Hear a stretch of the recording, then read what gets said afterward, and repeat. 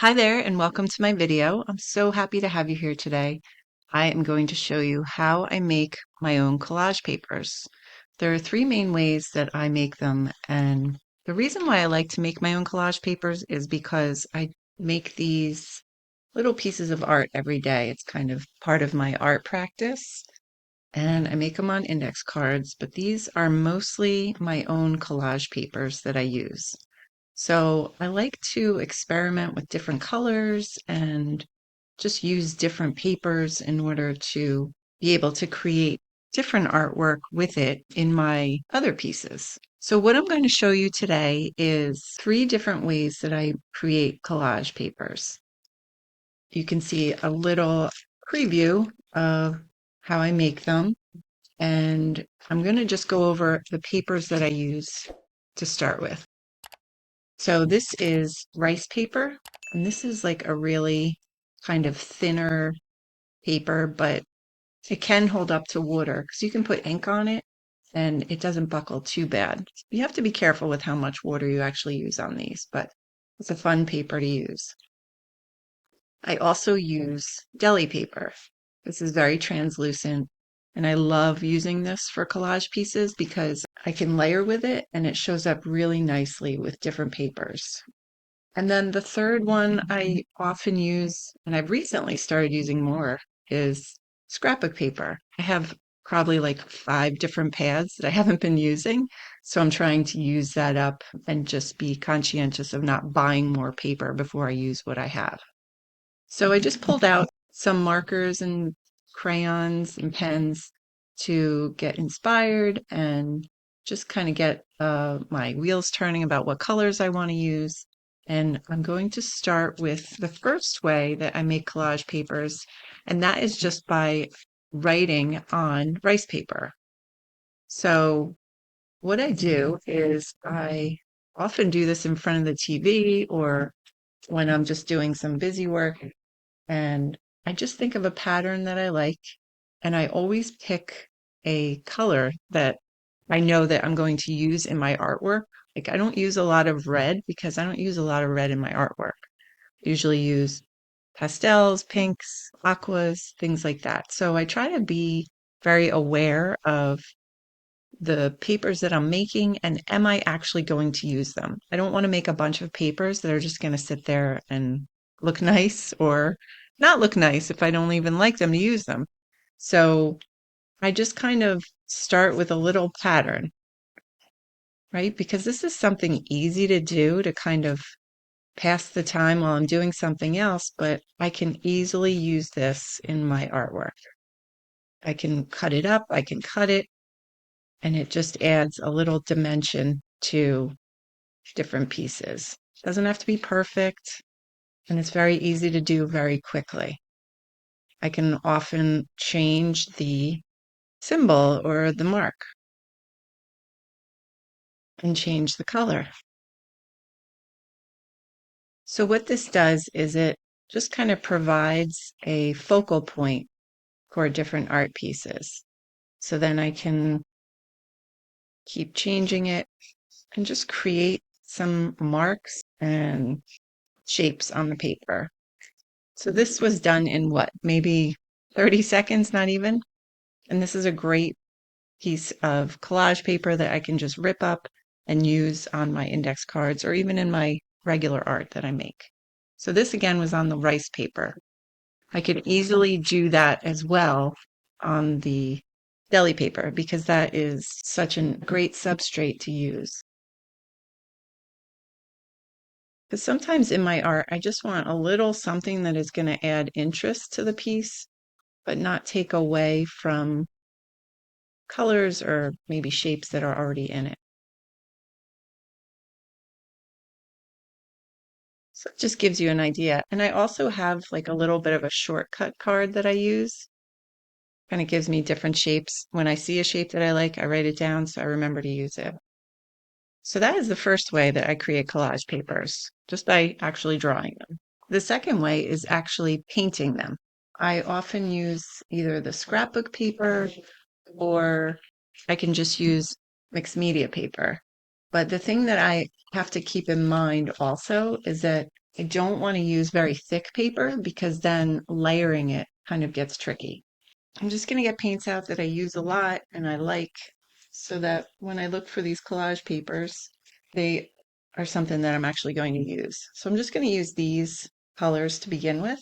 And I'm not really thinking too much about what I'm putting on the paper because I am using it as a collage. So I'm not trying to make a picture or make something that's really pretty or even makes sense. It's just to be used as kind of like background for layering. So I am going to use a piece of scrapbook paper because it does have a nice weight to it and it won't get too wet and buckly. And I'm just painting. I'm not thinking too much about what it looks like because I'm just creating background noise basically.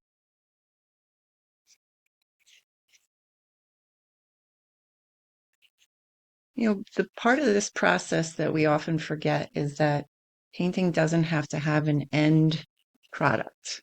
You can just do it for fun and to learn more about your skills and learn more about your process. And I find making these collage papers and doing it very freely gives me the opportunity to explore that. Okay, so it's very light. Just going to add in some Payne's gray, maybe add in some shapes.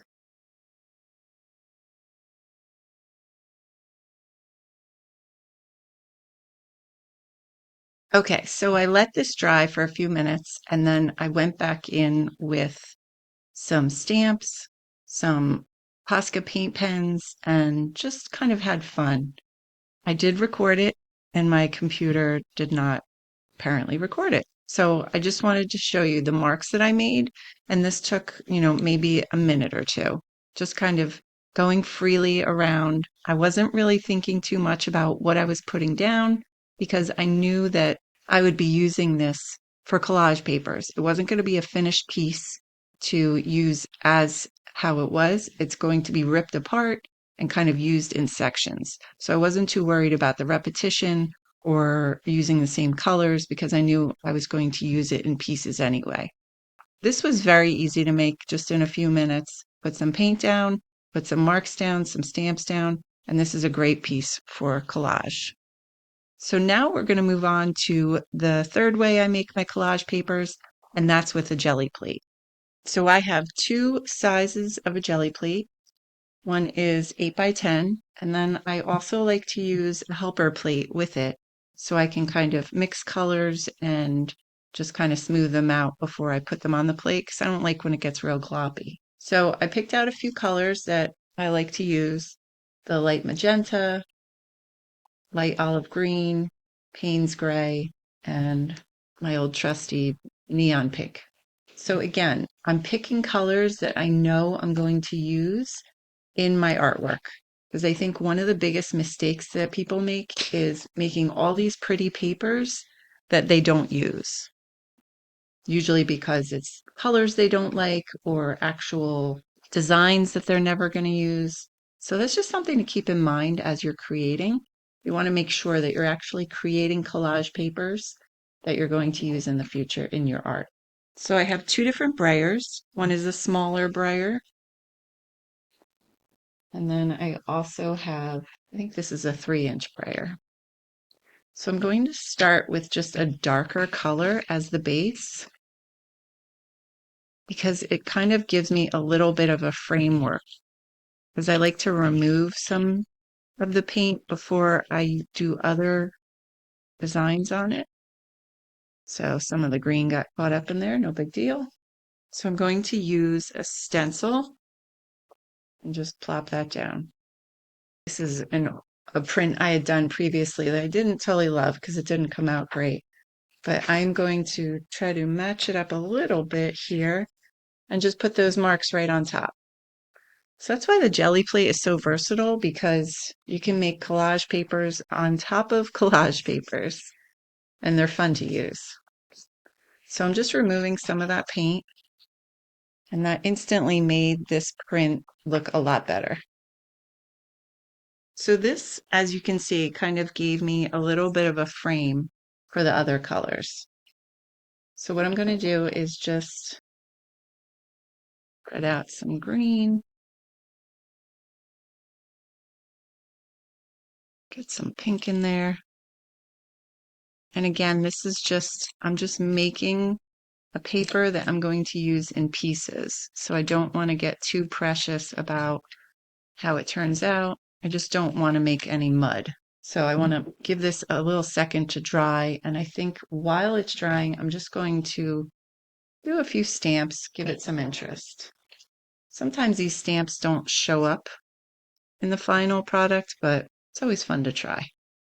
I'm just kind of putting it on the helper plate. You can also do partial stamp.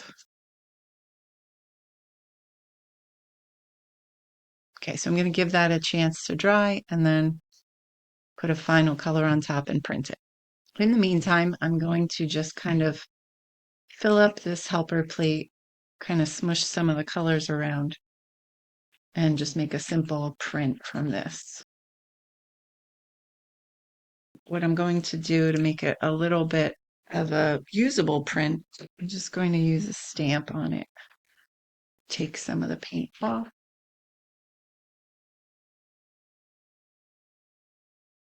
See how that turns out. Okay, so this is still a little wet, but I'm going to just put a real thin layer of white on top, the titanium white.